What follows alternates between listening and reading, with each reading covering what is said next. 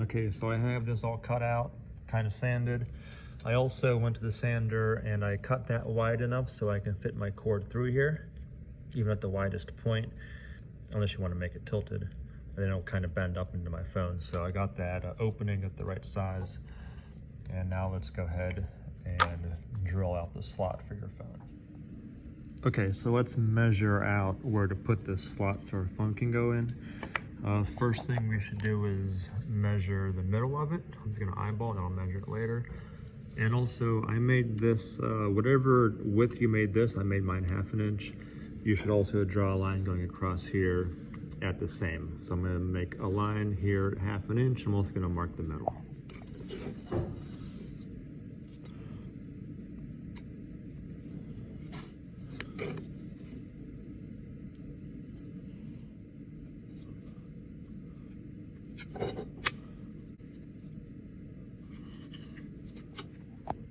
Okay, so there's my middle of the piece of wood, and there's a line halfway, 1/2 inch, or whatever you use for that thickness. I measured my phone, and it's about, with the case on, it's around 3 inches wide, and it's about 3/8 inches deep. So I'm gonna actually mark out, if I want it 3 inches, actually it's a little bit less than 3 inches, I'm gonna make the slot 3 inches. I'm gonna mark out 1.5 inches this way, make a mark, and then 1.5 inches this way, make a mark. That'll give me a total of 3 inches. And then I'm gonna use actually I'll probably use a 1/2 inch drill bit, or also maybe 5/8 to get the right width. Okay, so let me mark this out.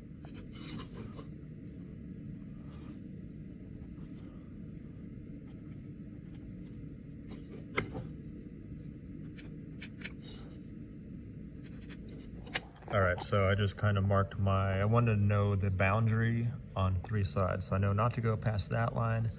I don't want to drill past that line. I don't want to drill past that line. This is right in the middle, 3 inches. And now I'm gonna go to the drill press and set that all up basically for cutting this out. Also, since we want to be cutting kind of a straight line here, or at least being even from the edge, like all the other tools in here that kind of want precision, we want to make our own fence that we can rest the wood up against, and it'll be their support. For these, you can just make your own. So I have a piece of wood here that I use for fences on the drill press. It's the same width as the bed here. So I'm gonna actually go ahead and put in the drill bit and set up this fence. And this is how you guys will do it as well. All right, so hope you can hear me. First off, I think I'm gonna take these and move them to the other side. To take these, they're just on a little nut. Just undo it, take it out, move it over here, tighten it back up, and that'll be it. By the way, if you don't know how to use these are meant for drill press clamps. They fit in these slots here. They should always be kind of tight. There's just use 2 hands to tighten this. Left hand or whatever is going to loosen the bottom, move it around, give it a quick tightness, and then this will be kind of secure. Just a little bit to move it, okay? Whenever you actually want to clamp this thing, here's how I do it. I close it, and then this will raise or lower the head here.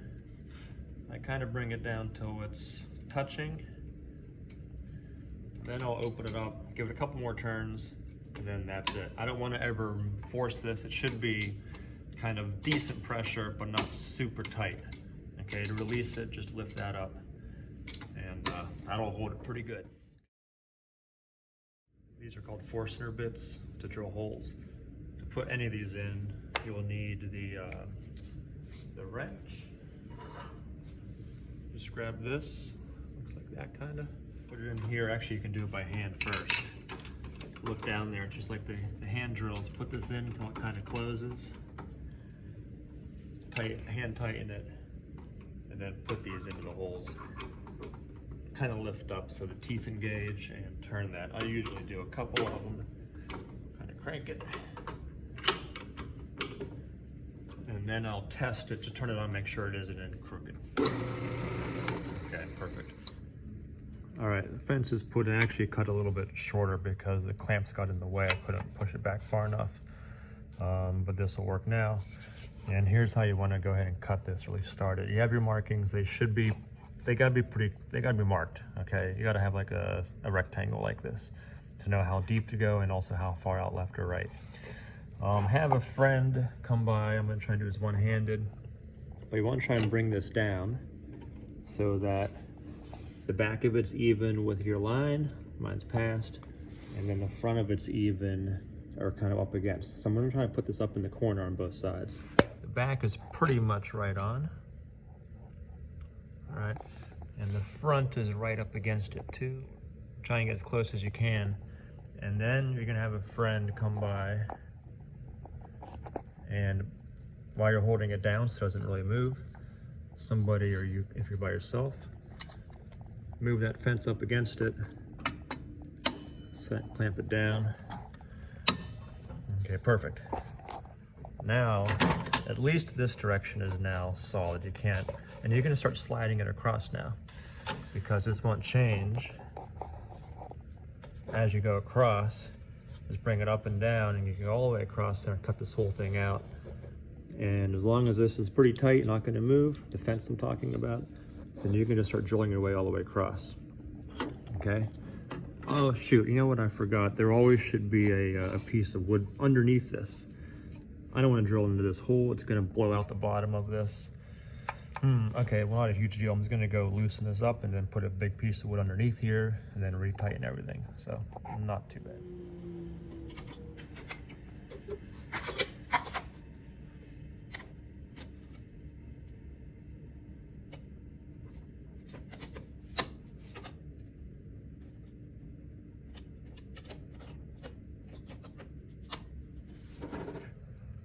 Okay, got a piece of wood underneath here. You still don't want to really go through this wood either, just enough to cut through the actual piece you're working, just enough to cut through. In any case, this has all been set up, fence is at the right position. This doesn't take long. Don't be afraid of doing this. It just is, especially if you have a friend, it's pretty quick. So let's get it lined up, you can see. And now I'm just gonna go ahead and start cutting this. If it's gonna lift up or feel awkward or dangerous, I'm gonna cut this fence, or cut this piece of wood right here so I can still clamp up something to hold our piece of wood down here. So let me just test this.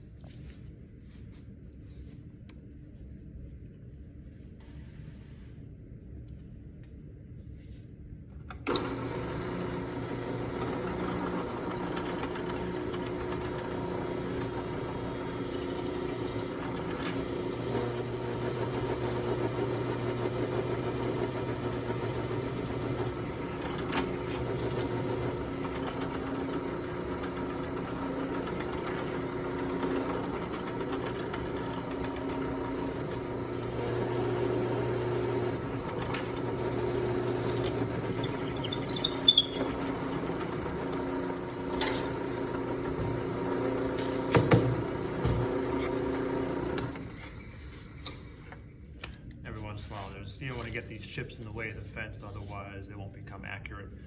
So this is working great. I'm just going to kind of move this and slide it, drill and drill and drill all the way across until it becomes a nice even slot. And it also is kind of good to peck it a little bit, let it come out, and then at the end, you can see I didn't really go that deep on here.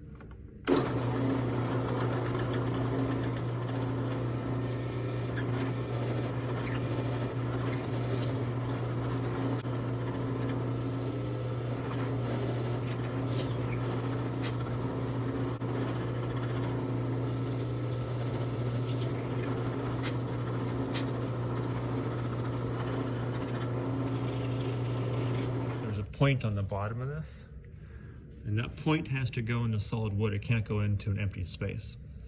If it doesn't have any kind of a guide, which is what the point is, then it wants to kind of move around and has nothing to grab onto. Okay, to get this smoothed out, we have a little box full of files and rasps. A rasp is like a very, that's R-A-S-P.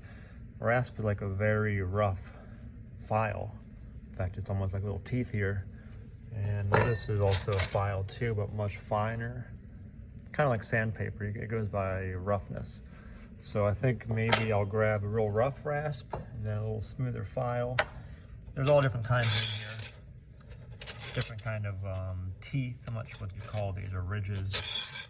But you can kind of look through here. You don't, the round one maybe could work on the corners, except it should already cut clean, so I wouldn't really touch those.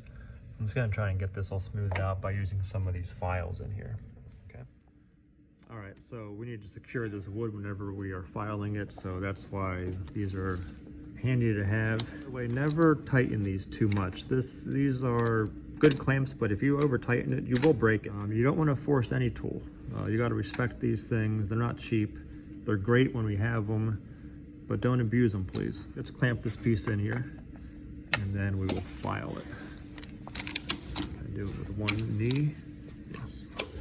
Okay. It's all secure. It's not going to move anywhere, and that's good. Grab your file.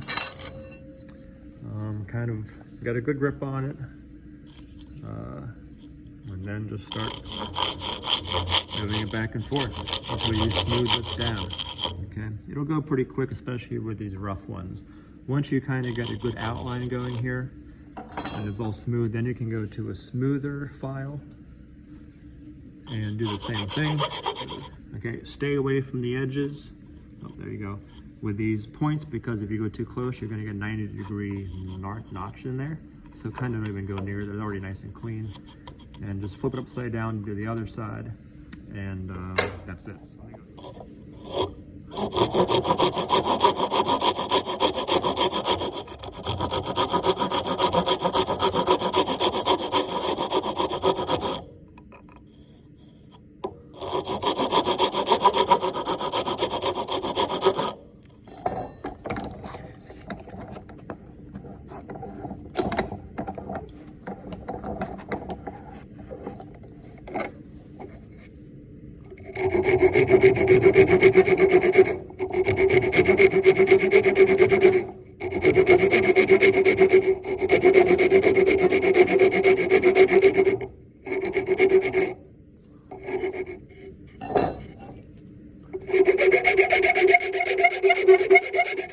It doesn't take too long, and I'll probably, it does chip out a little bit, but I'm going to route this anyway, so this will be cut off. And I can go ahead and maybe do a bit of hand sanding, fold up a little piece of paper, sandpaper, wrap it on my finger, and just sand that out. I'll probably begin at the rough stuff 60 grit to this paper, which is the 120 grit. And then I go to this kind of paper, whatever this is 220 grit. So kind of go through the cycle.